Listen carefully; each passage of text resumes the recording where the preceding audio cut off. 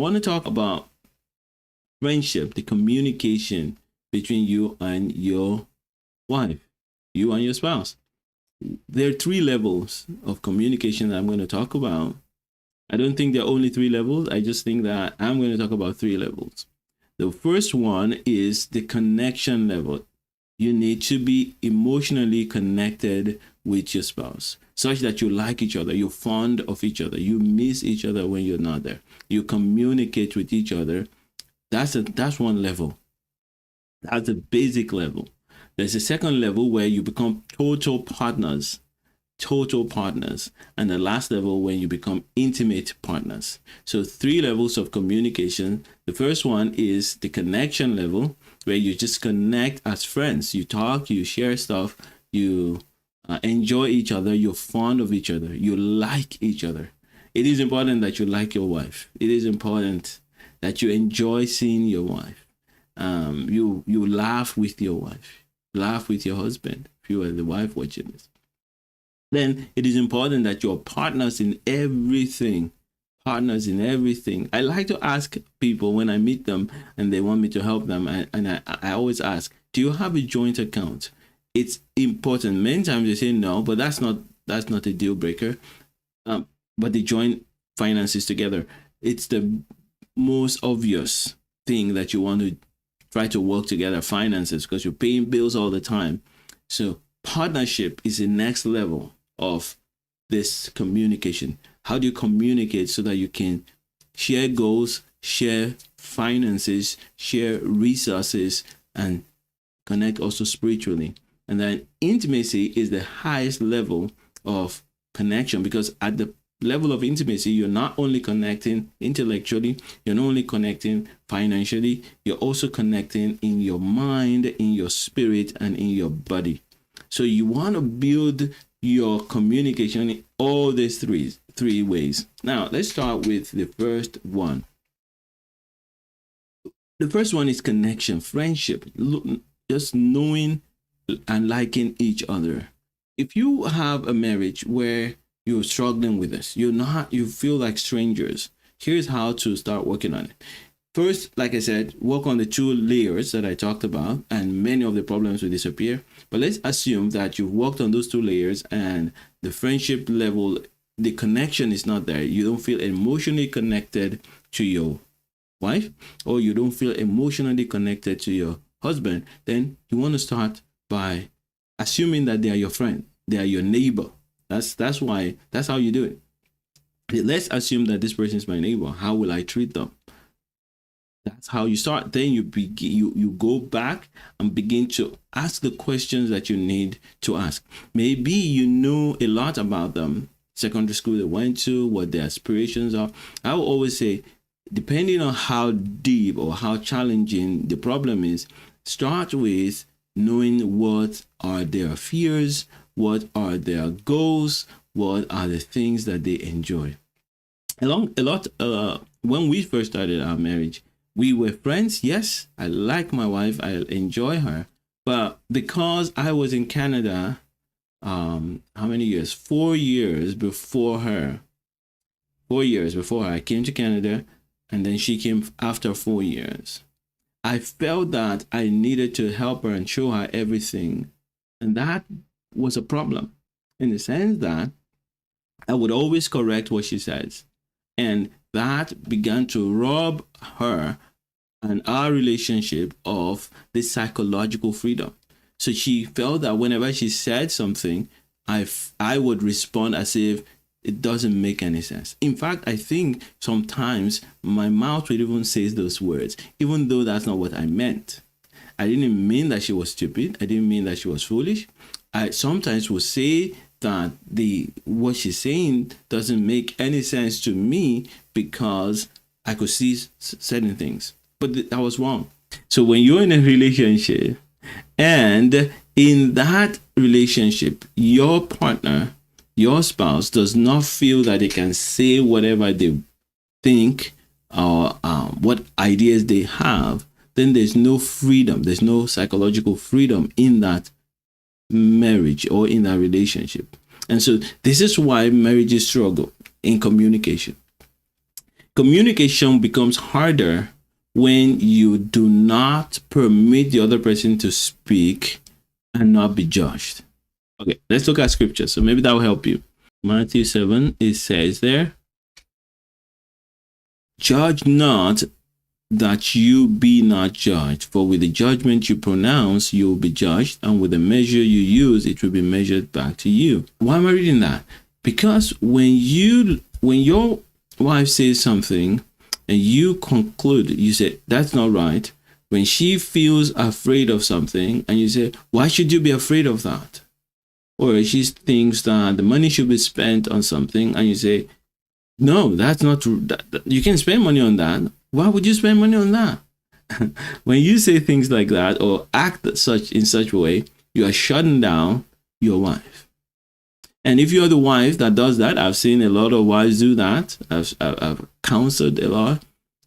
You are shutting down your husband.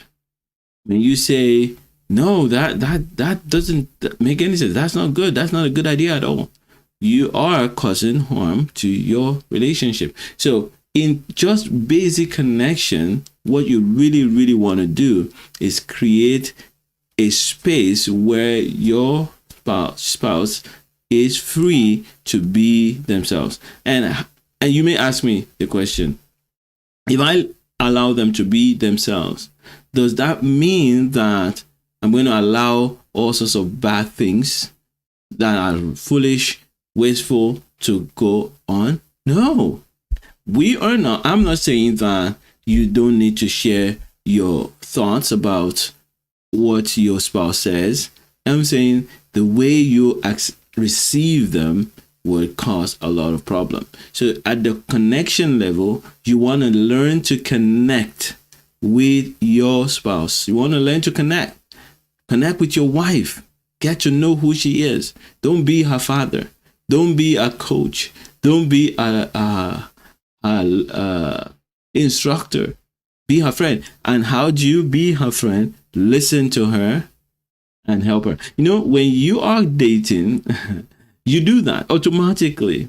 You're dating, get to your wife's place of work, or you meet her at her home, and she says to you, you know what, I want to go spend this money that I just got. I just worked and I've just been paid my salary, and I want to spend 90% of it to buy this beautiful bag. That's what she says. And you're not going to say, what, are you stupid? Why would you do such a thing? No friend and no man who's courting a woman does that. What would you do? You're going to say, really? This bag must be very, very important to you. Why is it so important? Why? Because at that point, you don't feel that the money is yours. You know it's not yours. You know it's hers. You know she has a right to spend her money anyhow she wants. You even give her the benefit of the doubt that maybe she has more money somewhere and she has a plan to get some money. And you're right in doing that, because if she was so foolish and so stupid, she'll be dead by now. And you won't even meet her. She won't have a job. So, although the idea may be quite weird, and I used a very extreme example, it is important to make sure that your wife feels safe to discuss her thoughts with you. And so remember how you did it when you were courting her and dating her, and go back to that space again where you give her the benefit of doubt that she knows what she's doing. She's an adult, and she can choose to walk away from you if you are foolish in your words. When you go back to that and reset yourself into that mode, you are in the process of regaining the connection. The same with a woman. I don't think any woman who likes a guy and the guy says to her, you know what, I'm going to start this business, and when I start it, we're going to make a lot of money, and you can see that that business most likely will not make money. You're not going to say, no, that's a very foolish idea. If you really want to have him as your husband, you're not going to do that. You're going to say, really? Why do you want to do that? What's so interesting about this business? And you may even say something like, I know about that business. My dad tried to do it when he was younger. You will say your thoughts, but you will not shut them down. Now, why do we do that? Why do we shut them down after we're married? Why do we shut down our companions, our wives, husbands? Why, after we got married? Because we have now joined ourselves together with them, and their behaviors, their weaknesses now rob us, and we think about the effects of it on us. So when you were dating your partner, your spouse, you knew that even if they made that decision, it affected them only them. But now, because their decisions affect you as well, you don't have the patience, because you're also growing, to allow them to grow to where you are in that area. You want to rush it, you want to move it forward, so you just speak to them the way you speak to yourself. Most times you speak to them the way you speak to yourself, but they are not you, and they don't have the same tolerance that you have for yourself. And so when your words come out, they come out really harsh and really hard, and then you start building up hurt, pain, resentment, and separation comes. So this is how the problem starts, but it shouldn't remain like that. You can change your marriage by learning to treat your spouse with respect and build that connection. That's the first level. You need to build connection. Now, in building connection, like I said, there are three things you want to do. First, you want to create a safe space, emotionally safe, psychologically safe, and physically safe, no hurts. Then you want to move forward from there to get to know each other better and share thoughts, become vulnerable with each other. So you're not only creating that space by letting them share, you also share. You share some stuff, and you get to know each other and know each other's goals. So that's the last stage. You begin to think about goals and things that you can do together. You share your goals and see how your visions can work together.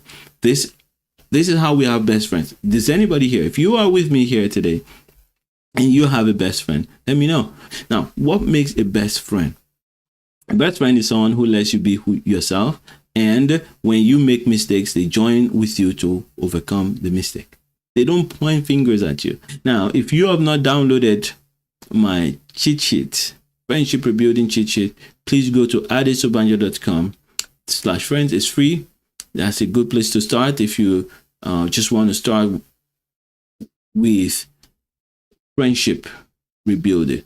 Then you go there, adesobanjo.com/friends. It's a one-page PDF that reminds you of what you need to do to rebuild friendship in your marriage. And it comes with a video that's going to help you.